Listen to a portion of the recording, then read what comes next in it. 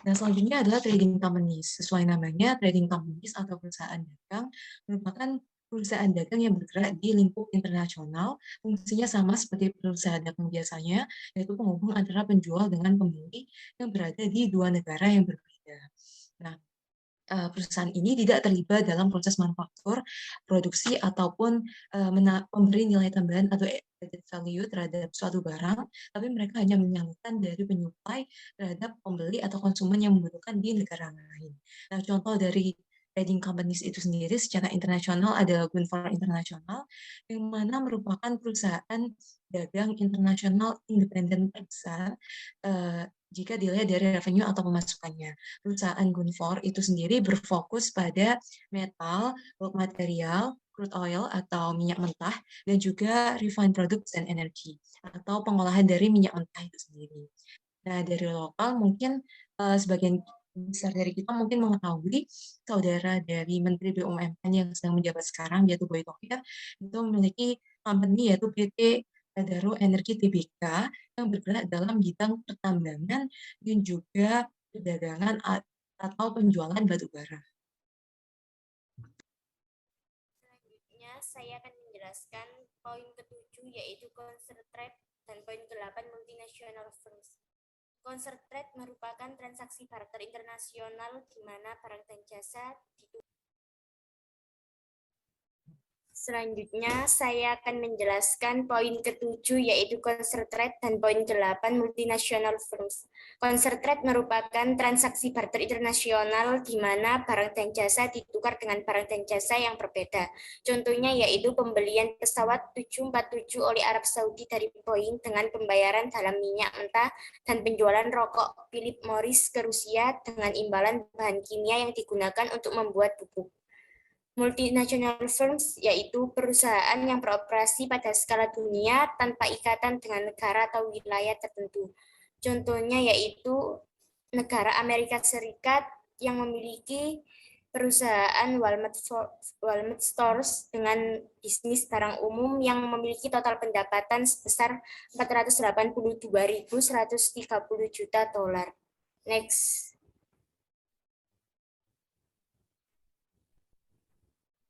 Jenis pembatasan perdagangan yang dibagi menjadi 3. Yang pertama, tarif. Tarif merupakan pajak yang dikenakan atas produk asing tertentu yang masuk ke suatu negara. Contohnya, Amerika Serikat mengenakan bea masuk 2,2% untuk tomat chili segar, bea masuk 8,7% jika tomat dikeringkan lalu dikemas, serta hampir 12% jika tomat dibuat menjadi saus tomat. Selanjutnya adalah jenis pembatasan non-tarif, yang dimana pembatasan ini adalah pembatasan non-pajak yang dikenakan bagi investasi asing untuk mendukung pemasok domestik daripada pemasok asing. Nah, contoh pembatasan non-tarif ini adalah kuota impor, di mana kuota impor ini membatasi produk-produk asing masuk ke dalam negeri. Yang kedua adalah embargo.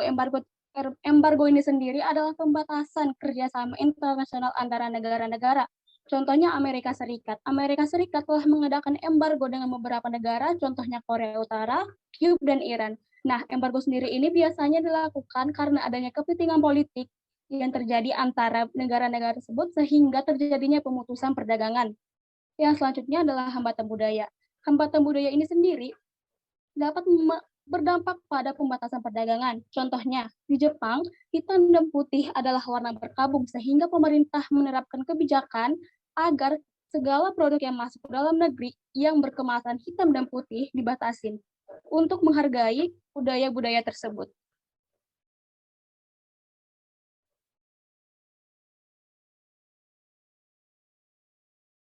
Selanjutnya ada alasan pembatasan dari perdagangan internasional. Di sini saya akan menyampaikan poin 1 dan 2. Yang pertama yaitu menyeimbangkan neraca pembayaran suatu negara.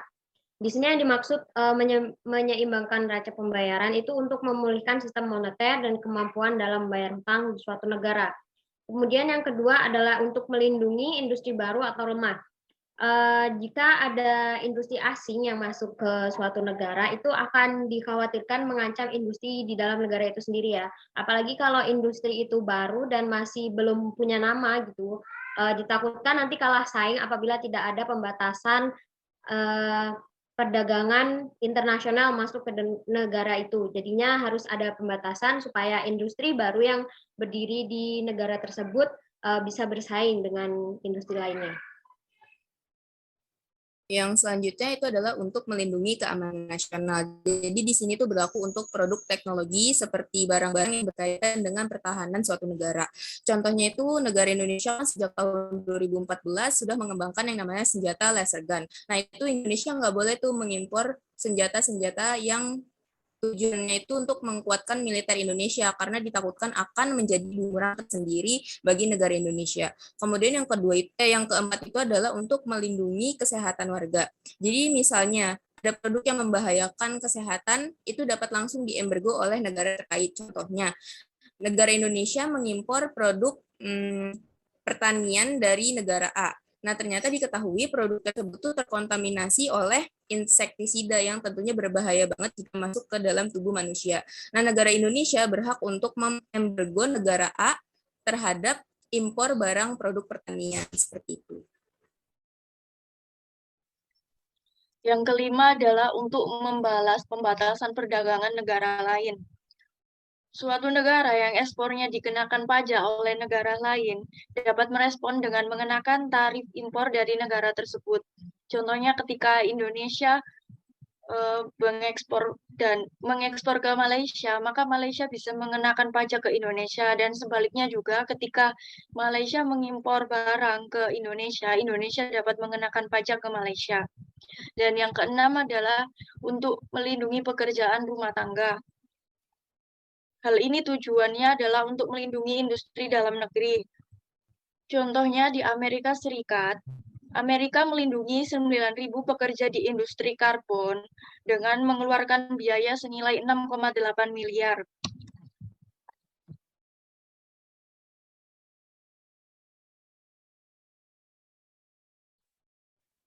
Selanjutnya adalah alasan untuk menentang pembatasan perdagangan. Nah, saya akan menjelaskan poin 1 dan poin 2. Poin yang pertama adalah harga yang lebih tinggi untuk konsumen. Nah, tentunya oleh karena terdapat pembatasan perdagangan seperti tarif dan juga kebijakan menghilangkan kompetisi asing atau proteksi terhadap produk-produk dalam negeri yang telah dipaparkan sebelumnya oleh teman saya, mengakibatkan harga dari produk asing cenderung lebih tinggi jika dibandingkan dengan produk lokal atau produk domestik. Contohnya adalah yang terjadi di Amerika Serikat. Oleh karena ada pembatasan kuota dan juga kebijakan proteksi, konsumen di AS harus merogoh kocek sebesar 25 billion dolar setiap tahunnya, lebih besar untuk membeli barang-barang dari negara lain. Dan yang kedua adalah restriction of consumer choice atau pembatasan pilihan konsumen. Nah, oleh karena terdapat kebijakan yang membatasi jumlah barang asing, terus juga penetapan baik tarif maupun non-tarif, itu mengakibatkan harganya tadi kan yang lebih tinggi untuk konsumen. Harga yang lebih tinggi untuk konsumen membuat konsumen juga akan berpikir 2 kali dalam membeli produk-produk yang berasal dari luar negeri. Sehingga konsumen terbatas dalam membeli atau untuk memenuhi kebutuhannya. Walaupun mungkin produk lokal secara produksi atau kualitas masih belum setara dengan produk asing, tapi oleh karena harganya yang jauh lebih tinggi dan masalah yang lain pembatasan tadi membuat pilihan dari para konsumen menjadi semakin terbatas.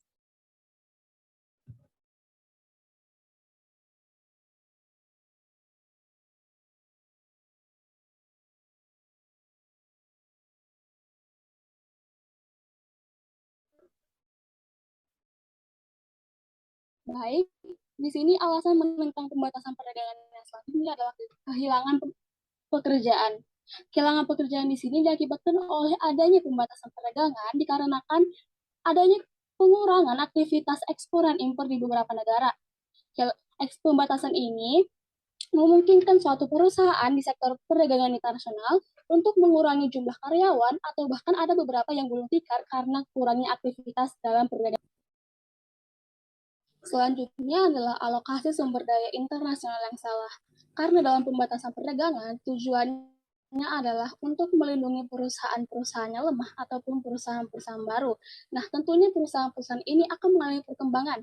Karena adanya pembatasan, tentu para perusahaan-perusahaan ini akan menggunakan sumber-sumber daya yang ada di negaranya. Dan memungkinkan sumber-sumber daya terbatas ini akan habis. Nah, adanya pembatasan perdagangan ini juga memungkinkan munculnya black market karena sumber daya dalam satu negara itu tentunya sangat terbatas, sehingga negara-negara tersebut memungkinkan melakukan black market dengan negara-negara luar untuk mendapatkan kebutuhan negara tersebut. Next.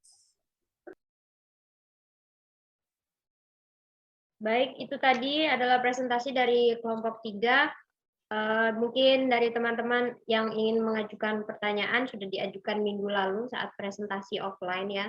Jadi nanti pertanyaannya akan kita taruh di deskripsi video di bawah ini. Mungkin kurang lebih dari kelompok kami, mohon dimaafkan baik perkataan maupun perbuatan. Assalamualaikum warahmatullahi wabarakatuh. Terima kasih Bu Siwi. Terima kasih Bu Siwi. Terima kasih Bu Terima kasih, Bu Siwi. Siwi.